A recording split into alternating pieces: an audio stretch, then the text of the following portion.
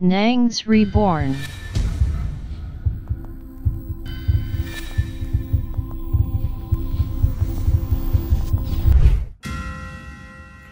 Waouh! Bonjour Reborn, comment allez-vous? Si vous allez bien, c'est extraordinaire. Dites-moi les frères et sœurs, savez-vous ce qui se passe quand quelqu'un meurt? Qu'est-ce que cette personne voit après sa mort? Ha! Ça c'est une question terrible que les gens refusent de se poser. Parce que les gens ne sont pas prêts. Pucha. Ils ne sont pas prêts pour mourir. Ils ne veulent surtout pas mourir. Malheureusement, l'homme né de la femme finira par mourir un jour.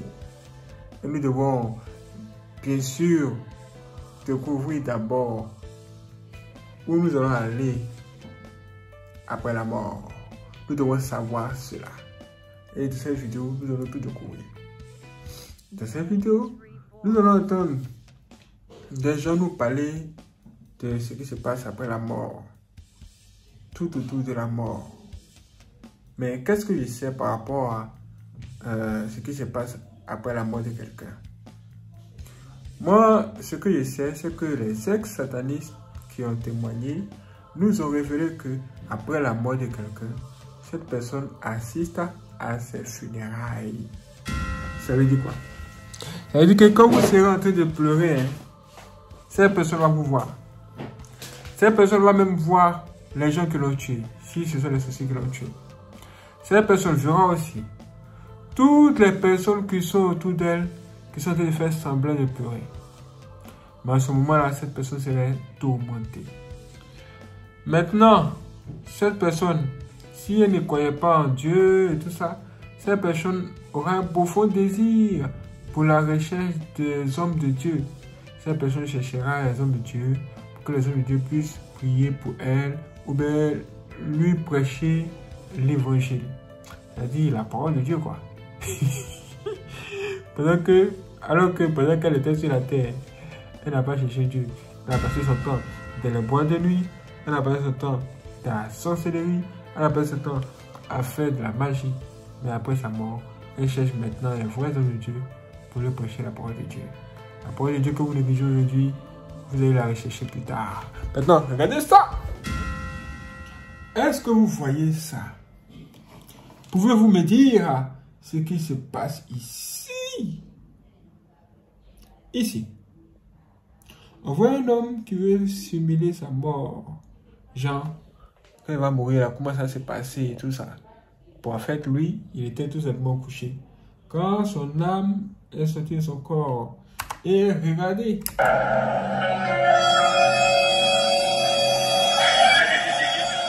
Il se met à rire.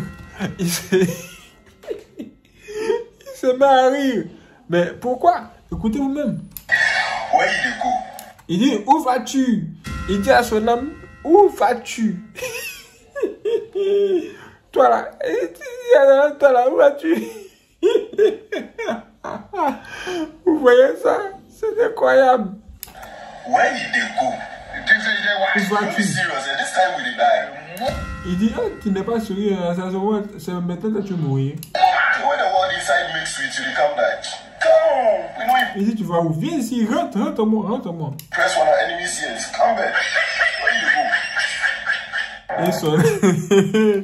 Et son âme retourne en lui. La vie de l'homme.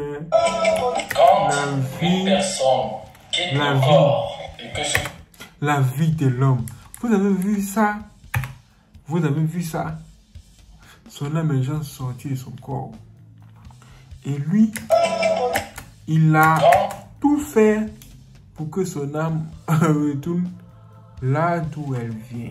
Est-ce que vous vous rendez compte? C'est un truc hors du commun. C'est un truc hors du commun. C'est vraiment sérieux cette histoire. C'est vraiment très sérieux. Parce qu'il y a des gens qui sortent de leur corps. Ils appellent ça voyage astral. Ah! Mais que se passe-t-il réellement? Quand quelqu'un meurt, c'est ce que nous allons découvrir ici. Quand une personne quitte le corps et que ce corps meurt, cette personne, à la minute, ne connaît pas là où elle se trouve. D'abord, cette personne a besoin de communiquer avec cette même personne qui est avec eux. Elle est attirée beaucoup plus par là où elle était. Donc la personne est tourmentée. Maintenant, l'organisation des deuils que vous faites là, qu'on fait là sur le plan physique, tourmente encore la personne plus. Ces personnes n'aiment pas ça. Ils n'aiment pas les pleurs. Parce qu'ils savent que ce que vous dites est le contraire de ce qu'ils voient. D'abord, ils voient les cœurs de toutes les personnes qui sont en train de pleurer. D'autres personnes pleurent pour leur victoire. D'autres personnes pleurent par le rattachement. D'autres personnes pleurent parce qu'ils disent que la personne est morte. Ils n'aiment pas entendre vous parler de ce mot mort. Ils savent qu'ils sont quittés dans le corps. Ils veulent récupérer le corps. Et ils voient encore autre chose. Ils voient le degré, le niveau de la saleté de ce corps. Comment il n'est pas brillant, il est laid. Et quand ils le comparent avec le corps, ils ont pitié de vous. Et donc, cette organisation de deuil, ils n'aiment pas ça. Et ça les sert à quoi? Ce corps-là, l'habiller, faire tout cela qu'on fait là, maquiller, faire tout ceci. Ça ne sert à rien parce que ce corps va partir la terre. Mais les gens attendent qu'on enterre pour attendre 9 jours pour dire que ce sont séparés. Non. Il y a déjà séparation dès le jour que la personne meurt. Non. Le cordon ombilical ne se coupe pas avant 3 jours. C'est au 4e jour que le cordon se coupe. Quand la personne meurt, plutôt ce que la personne a besoin, c'est la causerie. Ça veut dire aider la personne à comprendre qu'elle est passée de l'autre côté. Et qu'elle doit respecter là où elle va. Parce que c'est le chemin de tout le monde. Mais quand vous pleurez, vous attirez la personne vers le corps. Vous amenez la personne dans l'angoisse totale. Pourquoi? Parce que la personne ici, les gens n'apprennent pas ce que c'est que la mort. Quitter le corps pour aller de l'autre côté. Elle est là, la personne est là, elle est là. Elle a besoin que vous parlez avec elle. Vous parlez ce qui est juste. Soit sur son corps, soit que vous êtes dans la chambre, parce qu'ils aiment l'intimité, vous parlez. Vous appelez, elle va venir, elle va venir. Elle peut vous signifier qu'elle est là en vous envoyant un parfum, mais elle est là à chaque moment que vous parlez de lui. C'est qu'il a besoin que vous lui parlez fermement, qu'il se sépare de ce corps. Quand une personne quitte le corps. Ah, vous avez entendu ça? Vous avez entendu ça? En gros, qu'est-ce qu'il a dit? Il a dit que quand une personne meurt là, cette personne est encore là. Ouais, non. Cette personne même assiste à ses funérailles, effectivement. Mais le problème, c'est que cette personne-là refuse d'être morte. Et quand cette personne-là voit les gens pleurer, cette personne est de plus en plus tourmentée. Pourquoi? Parce qu'elle n'a pas encore accepté qu'elle a pris en jeu. Elle était le monde. Ah! Ah! Et le monsieur nous dit qu'il est préférable qu'on essaie de parler, de se calmer et d'essayer de faire comprendre à cette personne qui est morte qu'elle est réellement morte. Est-ce que vous vous rendez compte? Ça ressemble à quoi? Ça ressemble à ceci. Ça ressemble à un homme qui a beaucoup de projets, mais la police est venue l'attraper. La police est venue l'attraper, il a des choses à réaliser et on le met en prison ou bien en garde à vue. Il dit, mais attends, ça c'est quoi ça? Laisse-moi partir, il y a des choses à régler. Moi, dit, non, tu dois être là, en attendant qu'on finisse de gérer ce qu'on doit gérer toi d'abord, avant de te laisser partir, si c'est possible. En ce moment-là, il est troublé. Il dit, ah, il y a le temps c'est de l'argent. L'argent passe. Qu'est-ce que ces gens-là me font à moi-même? Mais il est là quand même. Tout n'est plus sous son contrôle. Tout n'est plus sous son contrôle. C'est ça la mort. C'est la même chose. Vous êtes dans une chose que vous n'avez pas souhaité. Ça fait que quand vous mourrez, vous dites que hey, pourquoi suis-je mort? J'avais de grands projets. Bon, peut-être vous avez dit j'ai de grands projets. Donc vous avez dit hey, pourquoi je suis mort?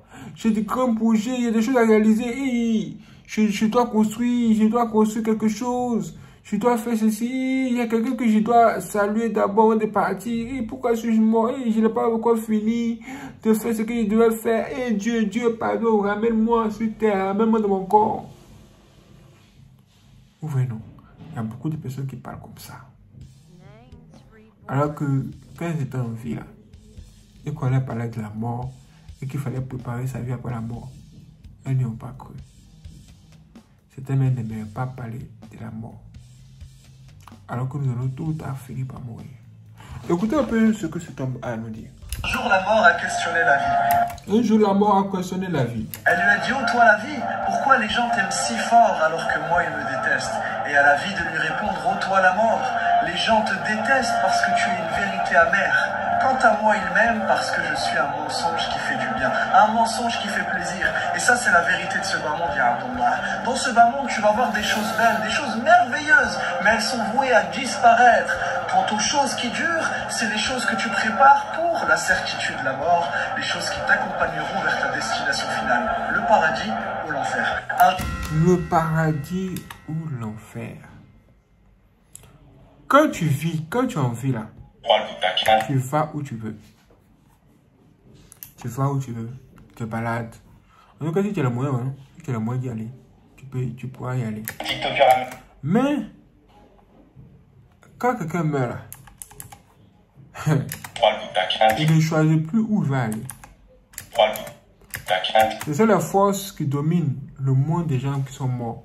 Ou encore le monde des morts. Ce sont les forces spirituelles là qui vont conduire cette personne là où elle doit aller. Ou là où elle doit vraiment partir. En ce moment, tu ne peux pas de toi-même. Profitons du temps que nous avons sur la terre pour pouvoir nous réconcilier avec Dieu. Faire ce qu'il faut au moment où il le faut. Ne remettons pas à demain ce que nous pouvons faire maintenant. Parce que nous ne savons ce que je peux enfanter. Voici un jeune TikToker ici là. On dit le gars il est mort. Avant de mourir, il a fait quelque chose d'étrange. Il parlait à ses amis de la mort. De comment il allait mourir. Bon, pas comment il allait mourir, mais il parlait d'une personne qui... il posait ces questions à ses amis, mais est-ce que vous croyez aux histoires des gens qui sont morts jeunes? Bon, écoutez ça, écoutez ça. TikToker américain avec plus de 2 millions d'abonnés a été retrouvé mort dans un parking. Il s'agit de Cooper Noriega, il avait seulement 19 ans et il a été retrouvé mort à Burbank en Californie jeudi matin. Quelques heures avant de mourir, il avait publié une vidéo de lui en demandant qui d'autre pense qu'il va mourir jeune. Qui d'autre pense qu'il va mourir jeune? Ça c'est la question qu'il a posée. Qui d'autre pense qu'il va mourir jeune? Écoutez ça encore. Il s'agit de Cooper Noriega, il avait seulement 19 ans et il a été retrouvé mort à Burbank en Californie jeudi matin. Quelques heures avant de mourir, il avait publié une vidéo de lui en demandant qui d'autre pense qu'il va mourir jeune. Aucune trace de violence sur son corps n'a été retrouvée. Une enquête est en cours pour connaître les raisons réelles de son décès. Qu'il repose en paix. Qu'il repose en paix. Ah! Regardez! Un jeune gars comme ça, juste un jeune gars. 2 millions d'abonnés, c'est pas petit. On n'a pas ça du jour au lendemain. Et voici qu'il parle à ses abonnés de la mort. Il dit à ses abonnés, écoutez, est-ce que vous croyez un peu aux histoires des gens qui meurent jeunes? Ses abonnés disent, mais de quoi parles-tu? Et il continue de parler seulement. Maintenant, on l'a trouvé mort plus tard. Vous savez, la mort là, c'est pas une bonne chose. Hein. En fait, c'est une bonne chose. Mourir, c'est une bonne chose. Mais quand mourir, c'est une bonne chose que lorsque tu meurs en ton temps. Quand quelqu'un est devenu vieux, très âgé, jusqu'à est fatigué, mais il ne peut même plus se lever. Lui, il prie pour que la mort vienne le chercher. C'est comme mon grand-père. Il a dit vieux jusqu'à lui, il appelait la mort. Tous ses amis sont morts, sauf lui seul. Il dit, ah, c'est quoi? Pourquoi depuis là je ne m'aime pas? C'est qu'est-ce qui ne va pas? Hey! Non. Il a souffert, le vieux. Il a souffert. Mais après, il est parti. Le jour, il est parti là. Le ciel est du noir. Très noir et éclipse. Ouais.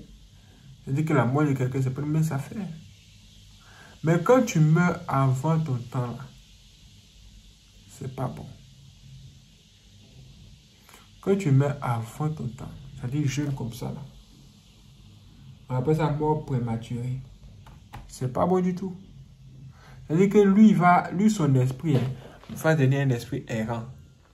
Son esprit va se balader à gauche et à droite, cherchant une porte pour partir. Mais il n'y a pas de porte. Du coup, qu'est-ce qui se passe? Les satanistes, les ritualistes, tous ces gens-là qui invoquent l'esprit vont utiliser son esprit pour faire des choses mystiques, comme s'enrichir, enfin, faire beaucoup de choses. Voilà, ce sont des choses qui sont réelles. On ne peut pas vous montrer ça, genre comme on peut pas vous donner une preuve. Vous devez juste y croire et tout faire pour ne pas mourir entre les mains des sorciers. Parce que les gens qui meurent entre les mains des sorciers, quand vous mourrez entre les mains des sorciers, ce qui se passe, c'est que quand tout le monde finit de vous pleurer, vous enterrer, eux après ils viennent vous faire sortir de votre tombe pour partir. Là où vous vous amenez là, vous allez souffrir. Ils vont vous frapper comme jamais. Vous n'allez pas croire. Vous allez dire, hein? C'est quoi? Qui m'a envoyé au monde? Pourquoi je suis venu? Vous risquez même de voir même des gens que vous avez connus sur la terre. Des gens avec qui vous avez mangé, des gens avec qui vous avez causé, même vos parents qui sont sorciers, bien entendu. Vous pouvez les voir dedans. Ça risque de vous surprendre. En ce moment, vous allez crier Jésus, sauve-moi. Ce ne sera pas possible, c'est trop tard. En ce moment, vous appelez Dieu, Dieu vient me sauver, ce sera trop tard. Pourquoi? Parce que Dieu n'est pas le Dieu des morts, mais plutôt des vivants. C'est comme vous êtes en vie là. Vous pouvez vous repentir. Vous criez son nom, il va venir vous chercher. Mais après la mort, c'est fini. Ha! Et là, ça devient chaud. C'est là, les gens ont peur. Et ils se disent que la mort, c'est pas une bonne chose. Hein. C'est pas une bonne affaire. Hein. Même pour en parler, on n'en parle pas. Mais frère, il faut en parler. Tout le monde finira par mourir un jour. Mais mourir en votre temps. Il y aura des ennemis qui chercheront à vous faire mourir avant votre temps. Ce sont les gens, des personnes qui vous promettent le succès, la gloire, à un très jeune âge. Mais ils vous disent que vous allez mourir à 27 ans ou bien à 21 ans. C'est un jeu qu'on fait surtout aux États-Unis. Oui, on a entendu parler du club des 27. On parle de Amy Winehouse. Amy Winehouse. Cette femme qui chante très bien. Hey! Ha! Et d'autres gars qui sont morts à un âge avoisinant les 30 ans. C'est bizarre. C'est bizarre. À 27 ans, il meurt. C'est bizarre. Les célébrités qui meurent jeunes, c'est pas du tout normal. Ça là, c'est pas du tout normal. Le monde où nous sommes appartient au diable. En fait, c'est le diable qui est partout. Mais vous ne devez pas être influencé par le diable. Il y a tout pour permettre au diable de vous avoir. Mais ça dépendra de vous. Ne lui donnez pas accès. Refusez les histoires de signer les pactes avec le diable. Tous ces histoires ne vont vous amener nulle part que dans la mort. Et ce sont des choses qui sont réelles. Très, très, très réelles. Frères et sœurs, c'est pas de la blague. Et nous allons écouter un monsieur, qui va nous expliquer comment quelqu'un, pour sortir d'une situation difficile, est allé voir le diable pour devenir riche, quoi. Mais les choses ne sont pas passées comme prévu. Écoutons ça. Il y a un jeune gars de la sécurité. Voilà, il travaille dans une grosse boîte. Ils sont qui peuvent la sécurité là-bas, ça reste déjà 50 000, 45 000, 50 000 quoi. Bon, ça n'allait pas, il fallait payer le loyer, il fallait manger, donc il avait un support aussi instable que ça, tu vois, c'était pas aussi ça. Un jour, le gars se balade dans la ville, à Bouya. Il rencontre un de ses anciens camarades dans une poteau de voiture, c'est-à-dire que c'est le gars qui a garé la voiture, il dit que hey, c'est pas toi ici, c'est pas toi, c'est pas toi. Les gars échangent donc. Le gars demande à son ami de la voiture qu'il a arrêté, mon frère, tu as le brisque, mon frère, branche-moi même non, ça veut comment ça se passe, comme ça les films nigériens là. Branche-moi même non. Le gars dit ok. Je suis sûr que tu as le cœur de faire ce qu'il fait. Le gars dit mon frère, le cœur de quoi, avec ce qu'il vit là, mon frère, on fait même si c'est quoi il veut faire. Le gars dit ok, passe en soirée à la maison, on va poser. Le gars pose en soirée, je le suis son ami qui est dans la voiture. Les gars posent donc. Le gars explique qu'en fait, on va devoir go à la douane pour voir un monsieur là qui m'a fait ce que je suis aujourd'hui, c'est-à-dire qu'il va travailler sur toi, patati patata. Il explique un peu dans les grandes lignes, sauf qu'il n'a encore pas dans les détails. Le gars dit ok, alors on part quand tu veux. Le gars dit que non, mon frère, pas ton temps.